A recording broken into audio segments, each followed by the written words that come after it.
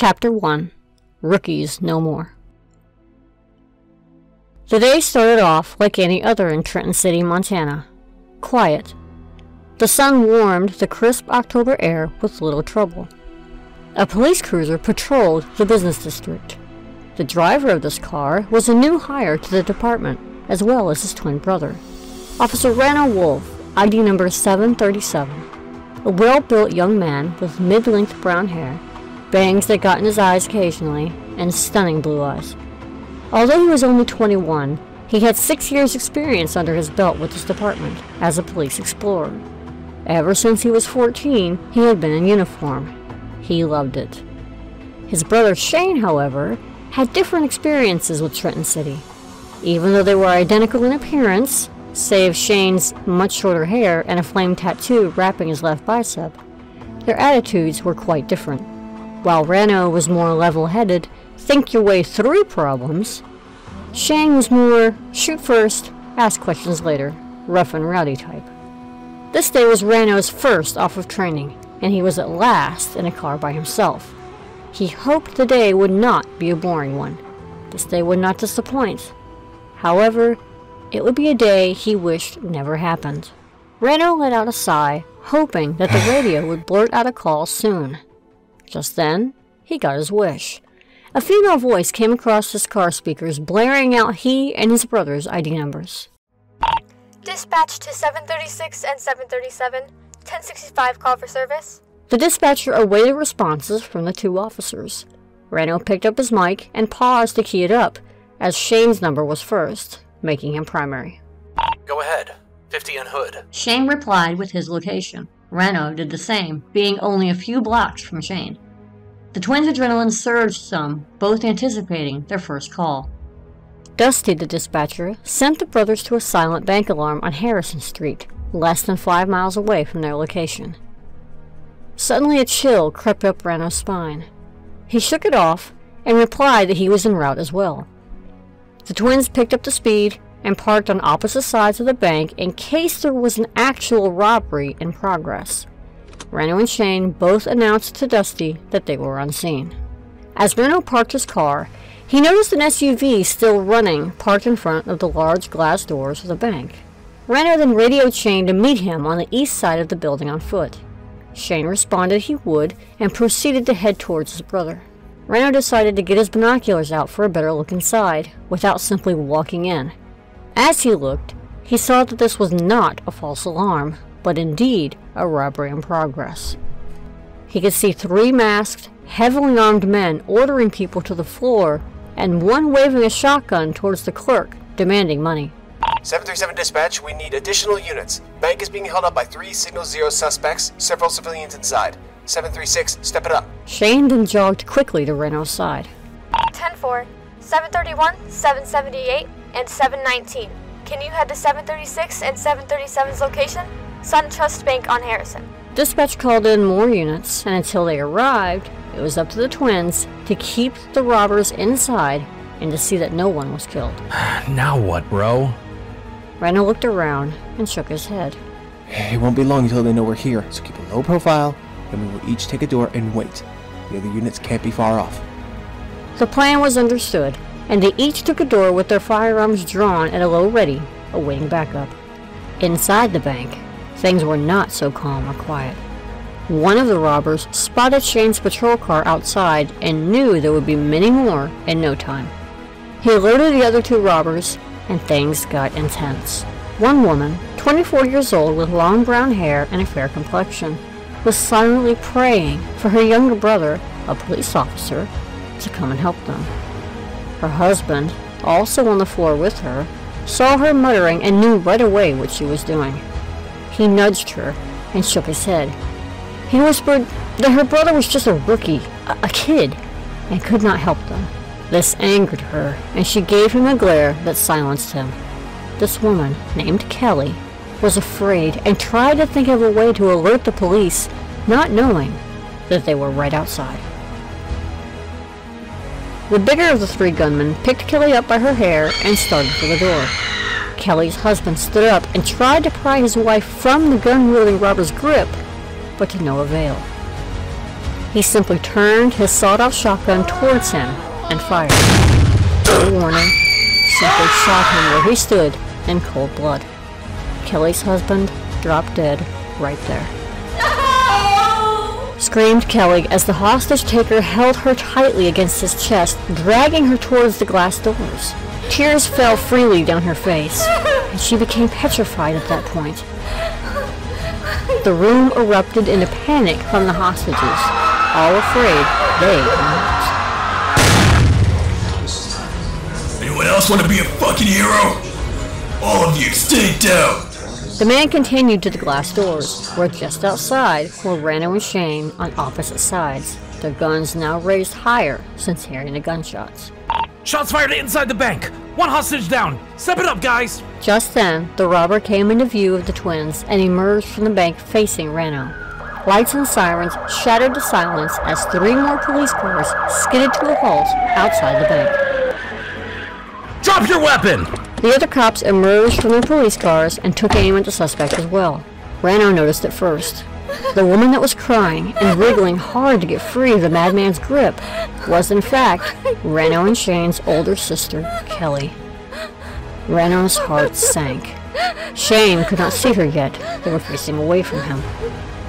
The twins stayed focused on their target, but Rano moved closer, even with the man swinging the gun around and yelling threats. Kelly noticed her little brother, whom she had been praying for, to come and help. Rano, please! Please help me! She shouted through her cries. This angered the man, and he tightened his grip on her. Shut up! Get back, cop, or she dies! Rano slowly lowered his gun and reholstered it. He was going to try and reason with this man to release his sister. Rano, what the hell are you doing? Shane was shocked that Rano had put his weapon away. But Rano simply winked at him. Shane walked slowly around to be closer to Rano to see what he saw. Then he noticed the hostage being his sister and understood what Rano was doing. Shane gulped hard and hoped his plan worked. Why not let her go? You have our undivided attention. Give me the woman and we can discuss what you want. Rano eased one more step, but it was making the gunman nervous. He put his shotgun to Kelly's head. Rano froze. No, please. Look, I am unarmed and I just want to talk. Fuck you! Get back now! Take me then! Let her go and use me. I mean, who would you rather kill? A woman or a cop? The gunman thought. A smile crept up on his face as he considered the trade, lowered his gaze, and a weapon. Rano saw his chance and knew he would not get another, so he took it and lunged for the man's shotgun. He managed to get a hand on the barrel and a scuffle ensued, just enough to let Kelly out of his grip. But the man was quicker than Rano anticipated and managed to strike Rano in his temple with the butt of the shotgun, making him stumble to the ground. Then he turned his gun at the fleeing Kelly as she sprinted towards Shane. The gunman pulled the trigger. A shot rang out. The bullet went through Kelly and hit Shane in the vest, knocking him back a few feet and onto his back. Blood trickled down Rano's temple from the strike. He was stunned and a bit dizzy, but drew his gun and opened fire on the gunman while he lay on the ground. The gunman dropped, a bullet to the head. The other 2 robbers then exited as Rano grabbed Kelly and made a dash for the nearest police car. The other officers were waiting for Rano and Kelly to be clear of harm's way as an all-out gun battle ensued. These 2 would not go down as easily as the one Rano shot, for they had on body armor. Rano carried Kelly to cover and applied pressure to the gaping gunshot wound. He knew he could not stop the bleeding of this magnitude of an injury. It was a shotgun at close range. Her blood spilled onto the concrete and soaked Rano's white uniform sweater. She was breathing rapidly, and her pulse was very weak. Rano desperately tried to save his sister's life, but he knew she was slipping out of his reach. Rano reached up to his mic and demanded an ambulance, knowing they could not come unseen until it was clear.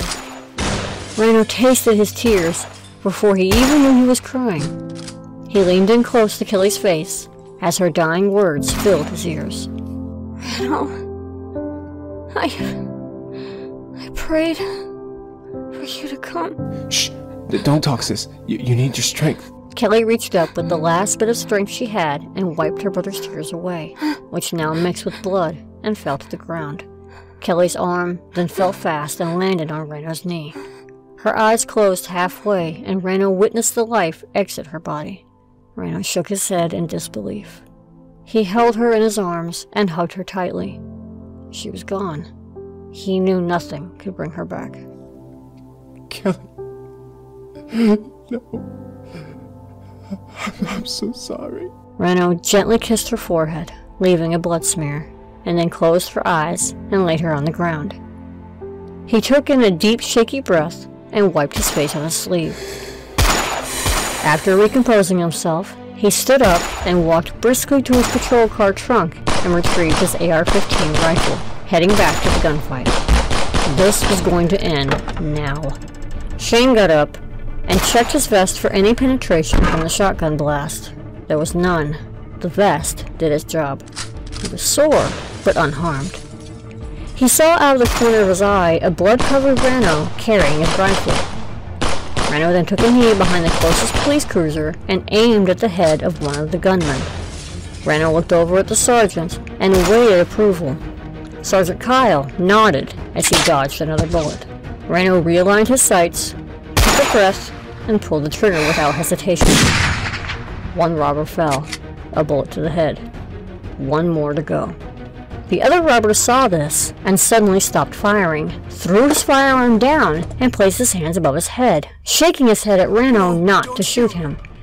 But Rano had aimed to kill all three men. Kelly was dead because of them. They had to pay, was Rano's way of thinking. Shane saw that Rano had taken aim at this man and was about to pull the trigger. He went to tell Rano no. Sergeant Kyle was hollering for Rano to disengage and to drop his rifle. He even said it over the radio, and it rang out of Rano's mic near his ear. But Rano was zoned out, and dead set on killing this man too. Shane knew that Rano was not going to follow this command, so he ran over to Rano, shoving him, knocking his balance off, and him to his side. The bullet went away and hit the edge of the bank roof. The robber then dropped to his knees and was placed under arrest by Sergeant Kyle and led to the back of a police car. Rano got back up and shoved Shane violently. Shane got right back in his brother's face. Why the hell did you do that? I had the perfect shot, Shane! Tears were still visible in his eyes. Rano did not realize what he had almost done. He was surrendering, Rano! How did you not see that? Sarge was hollering at you to disengage! Rano stood silently and breathed heavily, shaking a bit even. Then he glanced over to where Kelly lay. So it's acceptable that Kelly's killers walk the streets? Rano pointed in her direction where her body still lay, his face furrowed in anger. Kelly's dead? Shane did not know she had died yet. He felt his knees get weak and nausea crept up in his gut.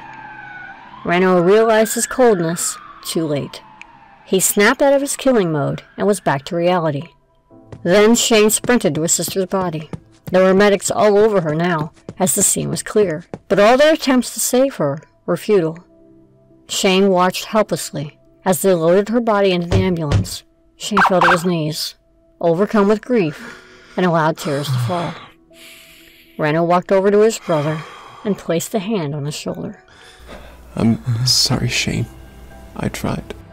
The brothers handled death differently.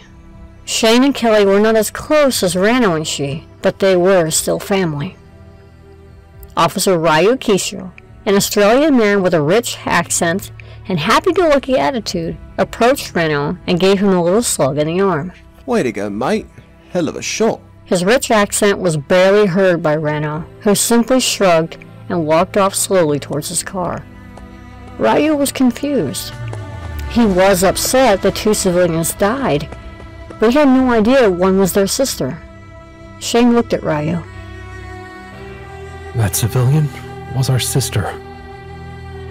Ryu looked down and felt terrible. Crikey. I'm so sorry. I had no clue. Wolf! Rano turned and began back towards his superior. You and your brother take a few days and... That won't be needed, Sarge. I'll be fine. That isn't a request, Wolf. You two will take a few days to deal with this. Her funeral needs planned and handled, which the department will help with. I said I was fine, Sarge. Rano's tone changed, and Sergeant Kyle, knowing Rano since he was 14, knew he meant it. But this was different. This was a family death. No, he was going to make them take at least 3 days off. If I have to take your badge, I will. 3 days, Rano. Shane, understand? Rano closed his eyes and sighed, looking at Kelly's blood on his shirt. The sergeant also advised that the mess would be cleaned up and the report handled by himself, so they could go home. Yes, sir. Rano said reluctantly. Then he looked at his brother. Can you drive all right? Shane nodded, and they headed to their own cars. 737 dispatch. Please show myself and 736. 10-7 for the day. The twins each headed home, both thinking of the times they had had with Kelly growing up. Now, the younger siblings would have to bury their older sister and husband. 2 days later, after the shootout, the funeral for Kelly and her husband was held. Neither parent was there, as they were both dead as well. Their mother, Gloria, had been killed in a drunk car wreck by their father 5 years ago, while Brent, their father, had died in prison by suicide. The twins did not have a good relationship with their father. He was an alcoholic and very abusive towards all the kids, and their mother. In fact, he made it a point to beat them weekly, especially Rano. He would not fight back as much as Shane would. He was too reserved at the time. Brent never approved of Rano's police explorers, and Rano knew nothing else. Rano even took one hell of a beating for Shane once that put him in the hospital and Brent in prison. Shane had stayed out late one night, the same night Rano was working at events, a local high school football game. They were only 16 at the time. Rano was already a sergeant with the Explorer Post. Shane was at a pool hall and missed his curfew of 10 p.m. Rano was scheduled home at that time also, but due to heavy traffic, ran late too. Rano drove the Explorer car home when there were late-night events. Rano parked the car and began walking up the long driveway when his father came stumbling out of the house, holding a beer bottle, drunk and enraged. Rano was in full uniform, but no gun, as the Explorers did not carry firearms. As their father was walking towards Rano, Shane pulled up next to Rano's car and their dad's car. Shane exited and saw that their dad was approaching Rano, and already drunk and mad. Ah, great. Here we go again. Where have you been? Shooting pool. I lost track of time. Brent stopped about 10 feet from his boys. Where the hell were you two tonight? Brent took another swig of his beer. He struggled to stand up straight. Who knew how long he had already been drinking? I was working the football game. You knew that. Yeah, but Shaney boy was with you. Come here, Shaney boy. Shane reluctantly obeyed and sauntered closer to Brent. Brent then began to raise a fist to Shane and decked him across the face, knocking him to the ground. Brent went to hit Shane again, but Rano stood between them both and took the next punch in the face. Shane was surprised that Rano did that. Rano stood back up and lunged at Brent, knocking him down, making the situation a lot worse. Brent managed his balance and grabbed Rano from behind and slung him across the yard. Shane, get on the radio and ask for an officer to get over here for 905. Shane complied, as Brent then threw his beer bottle hard at Rano, which he blocked with his forearm, but it busted and sliced his arm open. Come on, you pansy-ass boy. You want to be a real cop? Then beat me! Rano held pressure to his arm. Brent was getting angry that Rano would not fight him. So he stormed back into the house, then exited a moment later, brandishing a revolver. The twin sister, Kelly, was pleading with Brent to stop and to leave Rano alone. Brent then shoved Kelly to the ground. This enraged him, and he then charged at their father. Brent took aim at Rano and fired, but missed. The focus now was to get the gun away from the drunken Brent. Rano managed to grab his hand, but Brent had the gun cocked and finger on the trigger. The gun went off again, and this time hit the windshield of the Explorer car. Shane ducked out of the car and ran to help his sister. She was fine, but very scared for Rano. Kelly begged for Shane to stay with her. Reluctantly, he did. Brent managed to gain full control of the gun and began to pistol whip Rano in the head.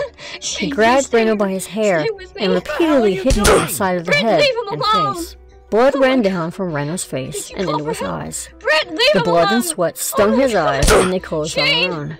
Rano had to force them open. He got dizzy after the fourth blow and fell near unconscious to the ground. Brent then aimed the gun at his own son again and fired, but it was empty. Enraged, Brent then began to kick Rano in the stomach and ribs repeatedly. Blood began to form at the edge of Rano's mouth as he coughed out blood and gasped for air. Rano then remembered he had a boot knife in his reach and had had enough.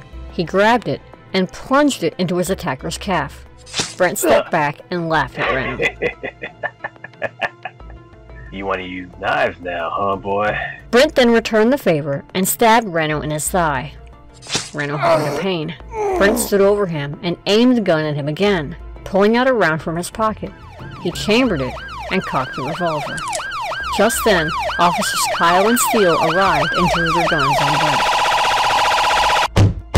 Drop the gun now! Brent was not fazed and took the shot at Rano, surprisingly missing, barely. It grazed his shoulder. Officer Kyle had no choice but to open fire. He only hit him where he was aiming.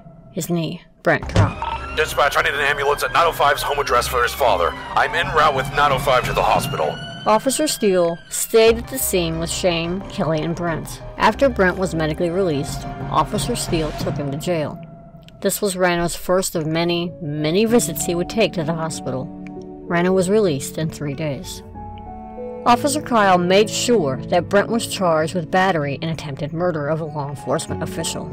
Brent would then go to prison and die 3 years later by suicide. This meant that Kelly, from ages 16 on, raised the boys herself. She was 19 when all this happened. Now, 5 years later, Rano and Shane were both police officers and home from their sister's funeral. Both in a fragile mood, silence filled the house. The twins shared a house, the one they grew up in for the time being. Rano, dressed in his Class A uniform, sat down on the couch and placed his hands over his face, sighing heavily. Shane removed his uniform and changed into a casual shirt and jeans. Rano eyed him as he also put on his belt and sprayed on a little cologne. He is going all out? Unbelievable. Rano stood up and shed his long-sleeve shirt and gun belt. Rano shook his head and faced Shane. And where do you think you're going? Rano asked in a parental tone. This did not fly well with Shane. What the hell do you care? Out. Shane said in a threatening way, bowing up to Rano, which was a mistake. We just had to bury our sister, and you're going to go gallivanting around town. Have you no respect for Kelly? Rano squinted his eyes at Shane. Shane narrowed his eyes and got within inches of Rano's face. How dare you say that? Of course I love Kelly, but Ran, she's gone. Nothing can bring her back. You think you're so mature and hot shit. You can stay here alone. I'm going to the bar to relax. Shane tried to force his way past his brother, but Rano stood firm. Shane used to drink a lot because of the troubles at home, and he had not had a drink in almost a year. Rano was proud of him for that. But now, with Kelly's death, he worried it may send Shane into a relapse. He could not let him do that. Rano loved his brother too much to watch him fade away into alcoholism. You're staying here, Shane. Stop acting like a child. Rano placed a hand on his brother's chest and pushed him away from the doorway. But Shane was determined to leave. Rano was determined to not let him. Shane clenched his jaw, getting very angry. He flicked out his pocket knife and aimed it in Rano's direction. Shut up! You're not my father! You're not the boss of me! Put it away, Shane. Rano still stood between the door and his brother, blocking his exit. Neither one backing down. Shane pointed the blade at Rano, threatening him with it, his other fist clenched. Rano was not in the mood to deal with Shane's childish antics. Get the fuck out of my way, Rano! Last warning! You want me to step aside and watch you drink your life away, like Brent? I can't. I will not. You're better than that, Shane. Better than him. Now back down out of my face and put that knife away. Rano spoke from the heart, and in such a tone that Shane took offense to it and became angrier. Shane was upset at Rano for comparing him to their low-life father. He blew up and slashed the knife at Rano, cutting him across the chest. Blood formed at the injury, staining his white shirt red. Rano took the slash and easily disarmed his brother, putting him in an armbar hold. Shane's arm was now twisted behind his back. Rano held tight and added some pressure, causing Shane to drop to one knee. The bloodstained knife then fell to the ground. Okay, shit, Ran, let me up. You're staying here. Shane sighed and struggled a bit. Rano applied more pressure, making him squirm more. After a bit more complaining, Shane complied and Rano let him up. Do you understand what I'm saying? Shane picked up his knife and cleaned it on his jeans, leaving a small stain. Shane smirked, still wanting a drink, but did understand Reno's point. Yeah, bro, I do. You're right, as usual. I still want a drink, though. Get a soda. Rano said bluntly and sat back on the couch, holding his chest. Shane looked at the blood forming on Reno's shirt. He then went and fetched a clean towel and sat next to his brother. Ooh, damn, Rano, that's bleeding pretty good. Here, hold pressure. Rano wondered if it needed stitches. He lifted the towel and took off his shirt to see the wound. Shane's eyes got wide. It was deep. He only meant to cut him a little to get him to move. Not this bad. I'm sorry, Ran. Should we go to the hospital? Rano looked at Shane, then back at the gash. No hospital. Shane was going to stitch it. Rano would teach him how. He needed to grow up and take responsibility for his actions. No, go get my medical kit off my top shelf in my room. Shane looked confused, but complied. Then it hit him. You're gonna do it? No, Shane, you are. I'll walk you through it. Shane swallowed hard and began to perspire. He had never stitched anyone up before, but Rano had. Rano had taken an extensive medical course in his explorer years. Shane did not think this was a good idea. You can handle it. It's relatively easy. Shane opened the kit and took out what Rano told him to. Unfortunately, Rano had no medical thread for stitches, meaning he would have to have Shane seal it with a hot blade. Not his first choice. But he did not want Shane to get into trouble for the injury by going to the hospital, and he wanted him to see the results of his actions.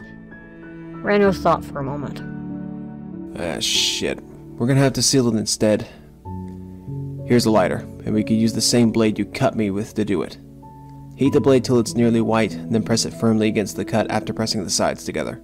Alcohol first to clean. Rano then laid flat on the couch, and Shane kneeled on the floor next to his chest.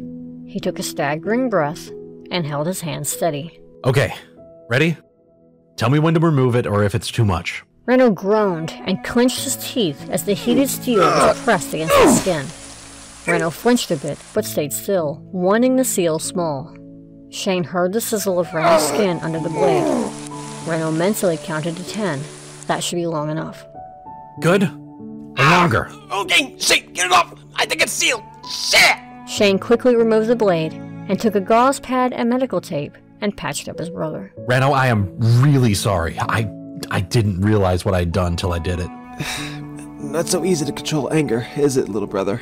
Rano sat up and inspected the patch job. Shane did good. He was impressed. Forgive me? Rano gave him a cockeyed look and grinned. Of course, Shane, but do me a favor. Don't ever do that again. He then pulled him over and gave him a brotherly hug. The morning after Kelly's funeral was the last day the twins set off before returning to work, so long as they were ready to do so. Rano slept rough. Images of Kelly and the events that unfolded replayed in his head. Rano arose and stretched with a bit of pain in his chest. Rano opened the door and walked out of his room, closing the door gently behind him, walking quietly to the kitchen to make his 1 cup of coffee. He looked out the small window and noticed Shane's truck was not there. Odd. He doesn't usually go out this early. He wondered if Shane had gone back on his word and went to the bar in the evening after he went to bed. He prayed that was not it. He would drink his coffee, then give him a call if he had not arrived home by then. Rano grabbed his coffee mug and headed to the living room. He turned on the news and sat down slowly. Rano sipped his coffee and watched the weather report for the week. Just then, Shane pulled into the driveway and parked his black Dodge truck next to Rano's silver Jeep. He sat there for a moment, looked into his rearview mirror, and took a breath. He knew Rano would question him. He also knew that his brother would be suspicious of his whereabouts. Shane was not ashamed of what he had done early that morning. He was not sure Rano would even believe what he had done. Where Shane had gone was the cemetery, to revisit Kelly's grave. He felt he had to tell her in person his promise. The promise to not drink anymore, and to not underestimate his brother's willingness to help him. The front door opened, and Shane walked in slowly, putting his keys on the hook near the door. He saw Rano watching the news, and stood in the doorway awaiting a barrage of questions. But Rano sat quietly, and hardly looked up at his brother. Shane took off his boots, and walked over to the kitchen, passing Rano to get there.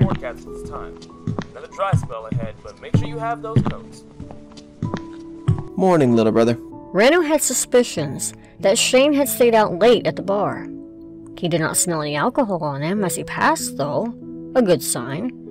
Maybe he went to the Leo Gym, a facility that Trenton City PD set up for his officers to work out and to keep fit.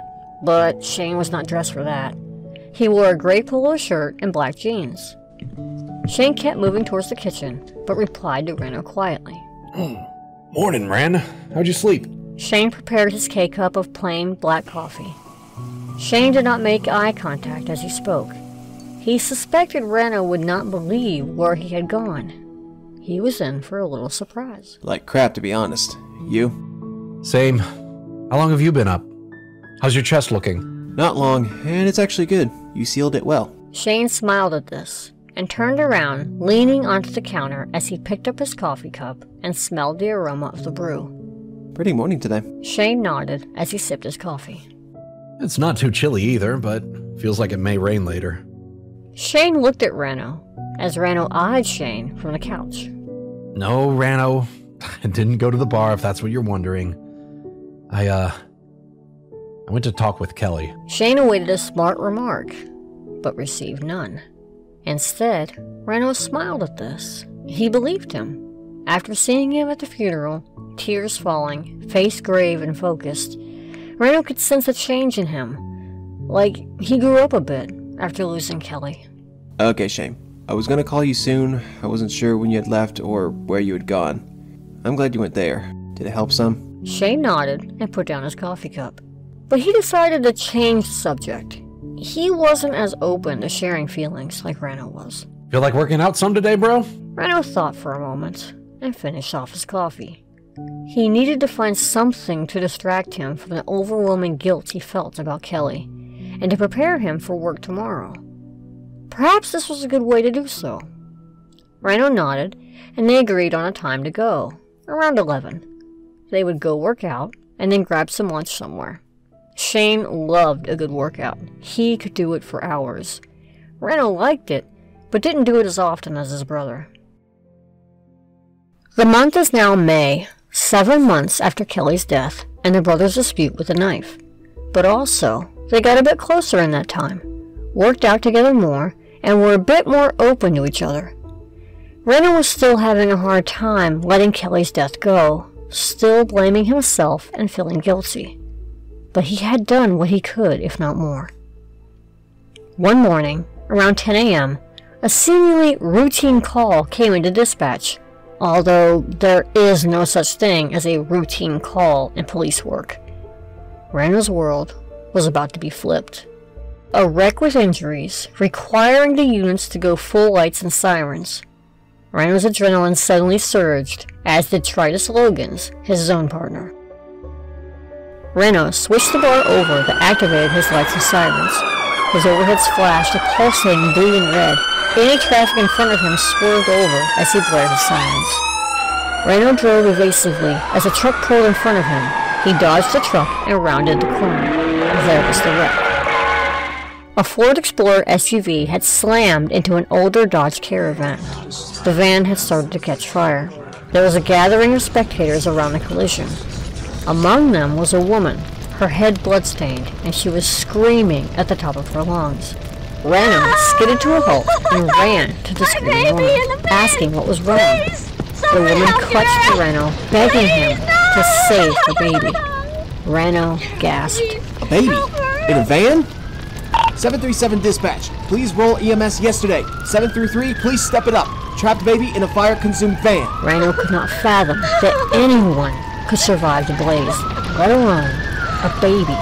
Rano handed the woman off to Trydis, who was now standing next to Rano. Rano made a dash for the van. You're crazy, Wolf! As Rano neared the van, the flames were very intense with heat as he tried to get the passenger door open. He could just see inside. A car seat toppled over. Rano tried the handle. Unwillingly, his hand jerked back. Too hot. Rano took out his pocket knife and sliced off the sleeve from his uniform shirt and wrapped it around his hand to try again. It was jammed shut. He then slung open his baton and smashed the back window. Glass flew all over, nicking Rano in the face and arms. He did not notice, nor did he care. His mission was to save that baby. He looked into the van to see the little 3-month-old baby crying, tilted over in the car seat. A second one hit him as he reached in through the flames and cut the baby from the seat with his knife. He now cradled the child into his arms. Blood immediately began to soak his uniform shirt. The baby stopped crying as he cradled her. Rano looked down and saw the injury. A fatal one, no doubt. She had been impaled by metal. She was dying in his arms. Suddenly the van exploded, sending Rano and the child flying away from the van. Rano turned his body so he landed on his bare shoulder, protecting the child from further injury. He slid across the asphalt road, tearing and scraping his shoulder raw. He finally came to a stop. Rano sat up and laid the child on the ground gently, checking for a pulse and breath. None. Rano then began CPR on the tiny infant. The spectators crowded around him in a circle. Trydis kept them all back as Rano performed his duty. Rano could taste the blood of the small child on his lips. His attempts to save the baby were futile. She was already gone. Rano knew this. He stopped as the paramedics arrived. The heartbroken officer scooped up the baby and gently handed her to the still frantic mother. She wept and fell to her knees. Rano tried to speak, but could not. He was shaking, bleeding, burned, and disappointed in himself. Trydis approached him, but was shoved away by a silent glare. A paramedic tried to treat Rano's wounds, but was also turned away. You tried, Wolf. Hard. I am sure the mother is grateful to you for what you did. After clearing the scene, Rano sat in his car for a moment. He could smell the stench of burnt flesh. It was obviously him. He did not even realize he had been burned, cut, or even had road rash until that moment. 737 dispatch. Show me en route to the hospital for treatment. Rano replaced the mic back on its clip and began heading to Trenton General. 10-4. 737? Are you okay? Rano heard the dispatcher, but did not respond. Sergeant Kyle met him there to check on him. He was surprised that he had only sustained a few minor injuries, but relieved, of course. Naturally, he gave the rest of the day off for Rano to recover. Rano hardly flinched as the nurse began to clean his shoulder with the road rash. The disappointed officer lowered his head and stared at his cut-up hands. He kept seeing that little girl's face as she slipped away from his grasp. He felt his face get warm as tears formed in his eyes. The nurse finished bandaging up his shoulder and other wounds, and he put his shirt back on, leaving his vest off, not caring about the condition of the shirt. Just then, the mother of the child appeared in the doorway of his room. The desk clerk had told her where to find him. Officer, I wanted to thank you for your attempt to save my little Melody. Please, ma'am, I wish you wouldn't. I failed her. And you. Melody's mother approached Rano closer and placed in his hand a chain with a ring on it. She closed his hand around the token and stepped back to the doorframe. No, officer, you saved her from a fiery death. It was her time, that's all. Maybe not to our understanding, but it was. Please keep that. Thank you again, Officer Wolf. She read his shirt with her daughter's blood on it, began to cry some, and then left silently. Rano opened his hand and inspected the ring.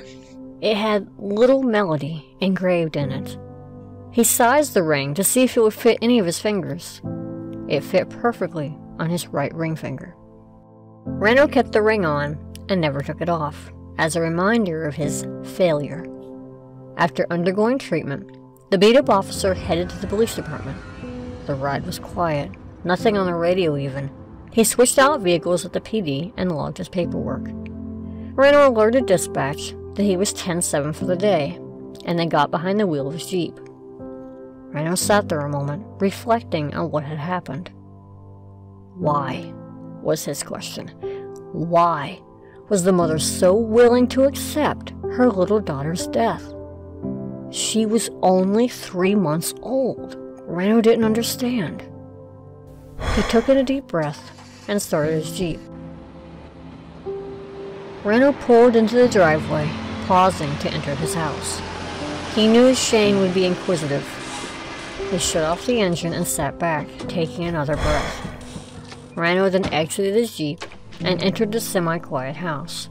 His brother was listening to music while doing a light workout in the living room. Shane first noticed the bright red blood that stained Rano's new gray polo. The other damage came into view as well. Whoa! Rough day, bro? Rano glared at him and headed for the shower without saying a single word. Shane sensed his mess up and followed him. Rano shed his shirt, and before Shane could say another word, he tossed the ruined shirt into his brother's face. Leave me alone, Shane. Rano stood in the shower, letting the water run over his head, dropping his bangs over his eyes. The water dripped freely down his face. He watched as the water swirled down the drain, stained with red and brown. Bits of asphalt still clung to him, now washed away. He stayed in there for quite some time, just thinking and trying to make sense of it all. Shane inspected the shirt. It was blood-stained, missing the left upper sleeve, and burnt.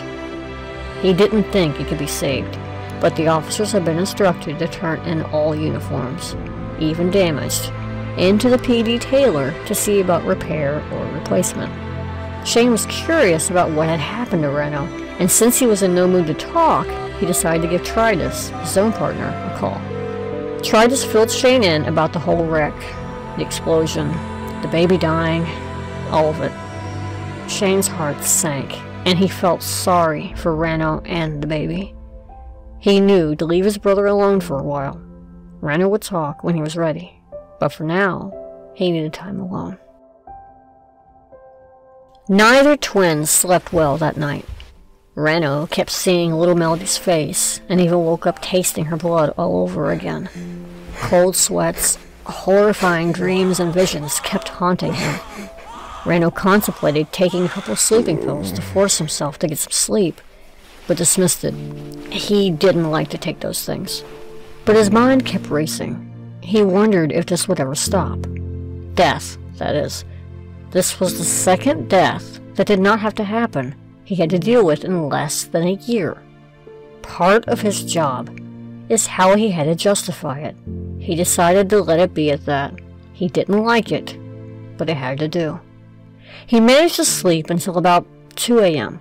Then he was up for good, so he headed to the Leo gym before he started duty at 5.